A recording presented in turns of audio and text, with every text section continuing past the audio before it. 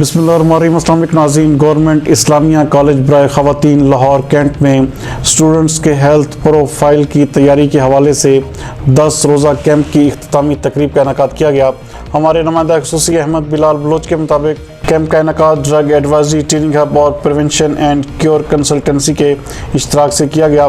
Consultant انسداد منشیات مہم سید ذوالفقار حسین شاہ نے اس پروگرام میں بطور مہمان خصوصی شرکت کی، جبکہ پرنسپل نسرین جاوید خان نے تقریب کی صدارت کی۔ یاد رہے ناظرین کہ طلباء کی ہیلتھ پروفائل کی تیاری کے حوالے سے لاہور ہائی کورٹ تعلیمی اداروں میں زیر تعلیم طلباء کے لیے اس کو لازمی قرار دے چکی ہے۔ کیمپ میں سیکرٹریز، ڈاکٹرز، ماہر نفسیات اور سوشل موبلائزرز نے انٹرویوز کے ذریعے ہیلتھ پروفائل کو مکمل کیا۔ اس موقع پر بات کرتے ہوئے کنسلٹنٹ انسداد منشیات مہم سید ذوالفقار حسین کا کہنا تھا کہ طلباء کی ہیلتھ پروفائل کی تکمیل سے مکمل صحت کے بارے میں معلومات میسر ہوگی۔ 80% تعلیمی اداروں کے سربراہ ہیلتھ پروفائل کی تیاری کو اہمیت نہیں دیتے۔ ان کا مزید کہنا تھا کہ جامعات اور پرائیویٹ کالجوں کے بعض طلباء سگریٹ نوشی اور سافٹ ڈرگز کا استعمال کرتے ہیں۔